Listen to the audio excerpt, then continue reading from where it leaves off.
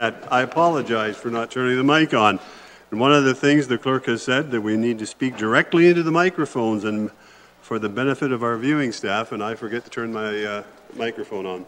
Anyway, is there any disclosure of pecuniary interest? Seeing none. Approval of agenda. We do have an addition to the agenda, and it is an additional deputation from John Valley. And I need a mover to do that, please. Councillor Wells. All those in favor? That is carried. At this time, I'd like to ask Mayor Luke to introduce our new county manager. Well, thank you, Chairman Geisens. I don't have to stand, but I am going to stand. No, I think I'll stand for this one. You want me to sit down, Councillor Columbus? I think I'll stand, okay. I think, as everyone knows, that chair, or that position, certainly has been vacant now for 7 weeks.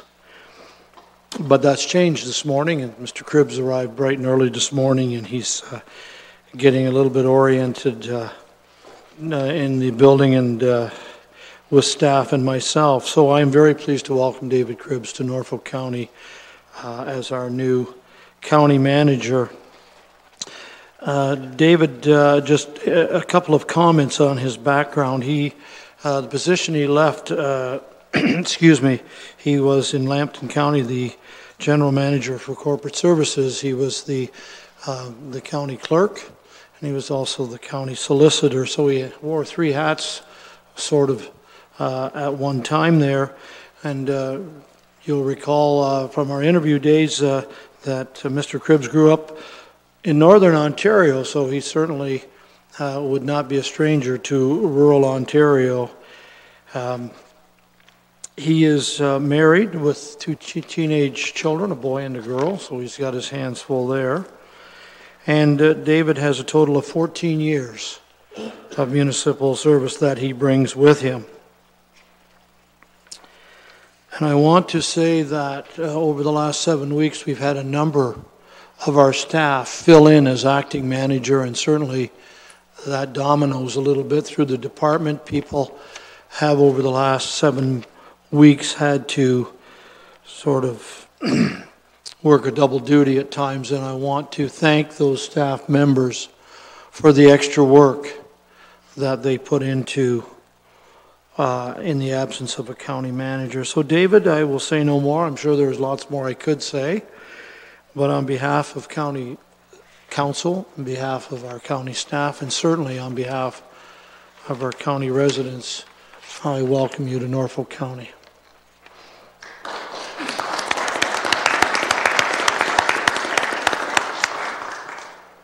Now you're on the hot seat. Thank you. Moving on, we have a presentation from Trevor Meisner, Manager, Organizational and Health Wellness. Trevor, you have 30 minutes according to what I have on my schedule here, so thank you.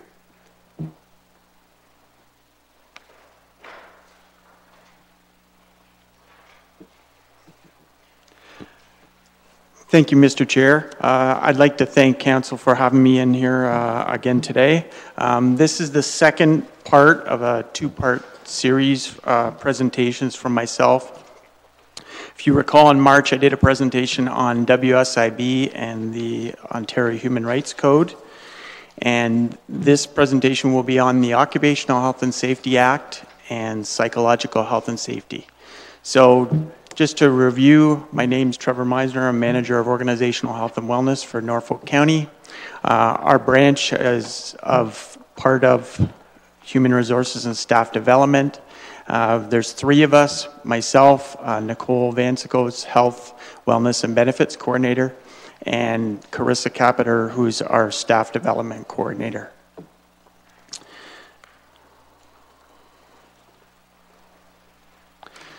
So I provided you with PowerPoint so you can do notes as well, and it's also on your screens, the PowerPoint, so if you want to follow along, but if you'd like to take notes as well, I've provided the note pages. So this afternoon, I'm just going to go over an overview of some of the employer obligations of the Occupational Health and Safety Act, and also the CSA voluntary standard for psychological health and safety. I'm also going to discuss some of the Norfolk County processes and practices and some of our initiatives in the two areas. And as well, I'll throw in some stats here and there as well. So the Occupational Health and Safety Act it's a set of laws that spells out the duties of employers, supervisors, and the rights and duties of workers. And it's also affectionately known as the Green Book. Go figure, because it's green. The Occupational Health and Safety Act is made of two main parts. It's the Act, which applies to all workplaces in Ontario, and then there's regulations that are specific to certain workplaces and certain areas of the Act. So, for example, there's regulations in construction, industrial, noise, basic awareness training, working at heights, firefighter protective equipment, WMIS, first aid, even regulations for mining. So there's a lot of different regulations in the Green Book.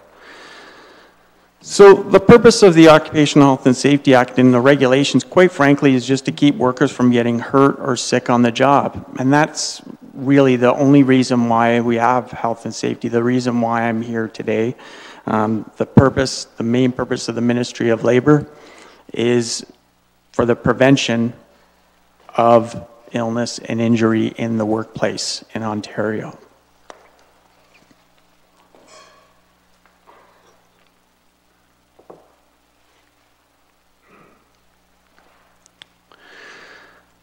So the duties of the employer that are laid out in the Act are, number one, to make sure that workers know about the hazards and dangers in the workplace and how to work safely. Make sure that every supervisor knows how to take care of health and safety on the job. Create health and safety policies and procedures for the workplace. Make sure that everyone knows and follows the health and safety procedures. Make sure that workers wear and use the right protective equipment. And do everything reasonable to keep workers from getting hurt or sick on the job.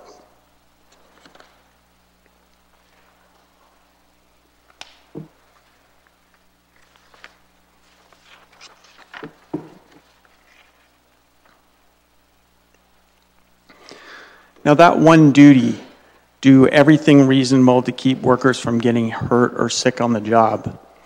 This is very important, and it's also known as due diligence.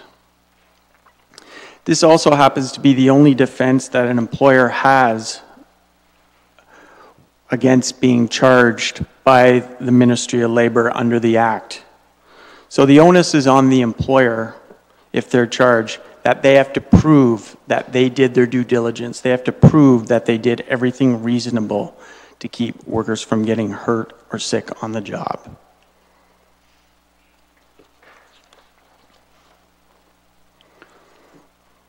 So I'm going to give you some details of just of a fairly recent case, and it just goes over the consequences of an organization not doing its due diligence. And it may be a case that you may think that, well, it wasn't the employer's fault directly for this occurring, but you can see how a chain of events of something that may not seem serious at the beginning can escalate. So in late 2015, an Ontario municipality was fined $150,000. There was a fatality in the workplace. And it was a result of an infection that occurred from complications. There was a leg puncture wound that initially didn't seem that serious, but as infection set in, eventually the person died. And it was found with an investigation in the Ministry of Labor that the employer had failed to provide proper training on safe work practices while operating the piece of equipment that had caused the puncture wounds. The piece of equipment was also required to have a guide fin to guide a part of the equipment that of one of the moving parts that was missing from the piece of equipment. So therefore, the employer was found to have not taken all the reasonable precautions in the protection of the worker. And thus they were fined $150,000. Plus there's also a surcharge involved in that. Now, I don't know if any of you have ever known anybody that's had somebody suffer a fatality in the workplace. I have had that in a previous employer. I was the spouse of one of my employees, and that's something that you don't forget. It happened about 15 years ago, and it still affects me today.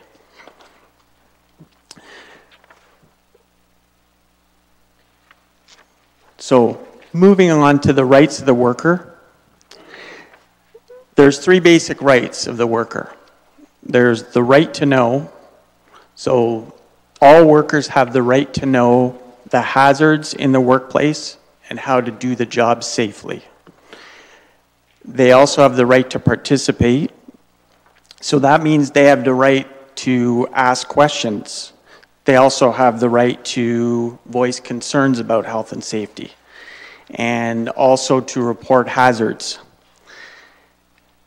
And the third right is the right to refuse unsafe work.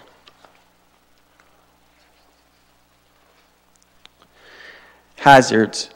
So there is a hazard at the root of every work-related death, injury, or illness.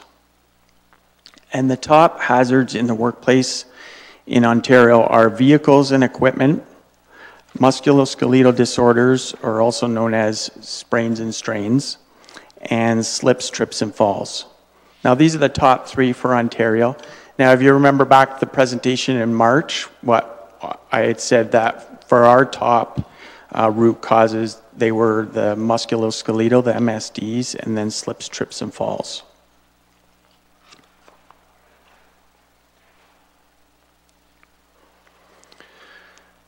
So in terms of hazards, there's some duties involved in reporting and analyzing and controlling the hazards. Employees have to be aware of the hazards before they start working and how to avoid them. All employees are responsible for reporting hazards to their supervisor.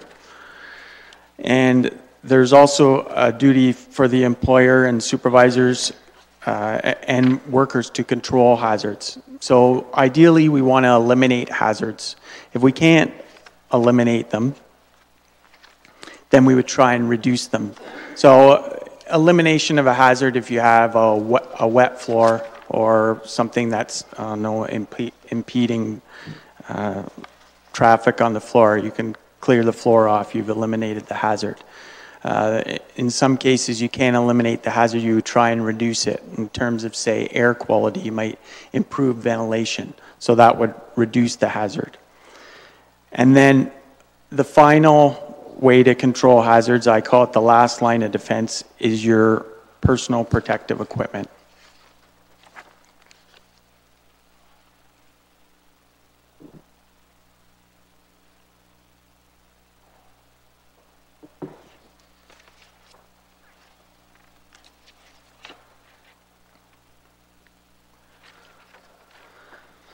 So in terms of the organizational health and wellness branch of human resources and staff development, some of the things we're responsible for pertaining to the Act is we ensure compliance across the organization of the Act.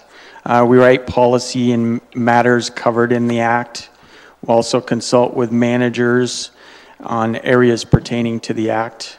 We liaison with the Ministry of Labour, and we'd also consult with the Joint Health and Safety Committees with regards to areas of the Act. And the other thing we'd be responsible for is reporting any critical injuries to the Ministry of Labour.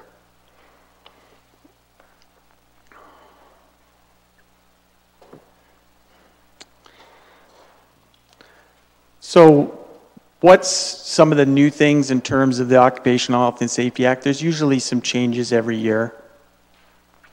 Last year, there was changes to the harassment legislation under Bill 132.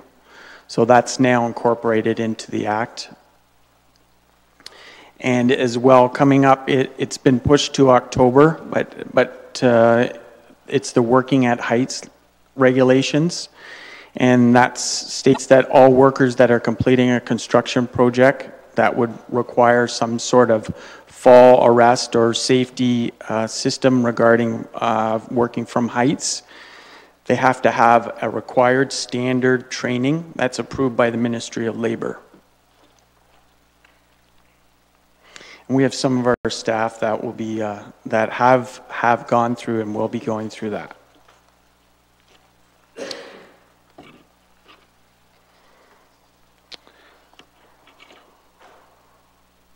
Okay.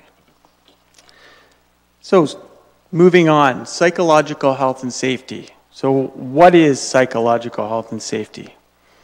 So, according to the Mental Health Commission of Canada, psychological health comprises our ability to think, feel, and behave in a manner that enables us to perform effectively in our work environments, our personal lives, and in society at large. Psychological safety is different. It deals with the risk of injury to psychological well-being that an employee might experience. A psychologically healthy and safe workplace is one that promotes employees' psychological well-being and actively works to prevent harm to employees' psychological health due to negligent, reckless, or intentional acts. And there are 13 factors that affect psychological health and safety. And they are, number one, there's psychological support, so a work environment where coworkers and supervisors are supportive of employees' psychological health and also support mental health concerns and respond to mental health concerns in the workplace. Organizational culture, work environment characterized by trust, honesty, and fairness, clear leadership and expectations, civility and respect, psychological competencies, work environment where there's a good fit between employees' interpersonal and emotional competencies and the requirements of the position they hold, growth and development, recognition and reward, involvement and influence, workload management, engagement, work-life balance, psychological protection, and also protection of physical safety. So the CSA Voluntary Psychological Health and Safety Standard, so it is a voluntary standard, okay, so it's not mandatory. However, if you listen to the different factors that I named of the 13 factors, some of them have already been incorporated into the Occupational Health and Safety Act. The Bill 132 with regards to harassment, right? That has civility and respect. That has that all over it.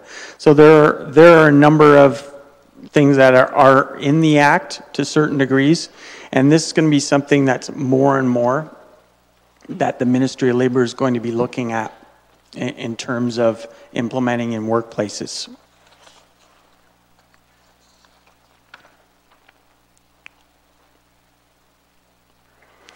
So in terms of, for Norfolk County, in terms of psychological health and safety, for our initiatives, we did our wellness strategy a couple of years ago that we implemented.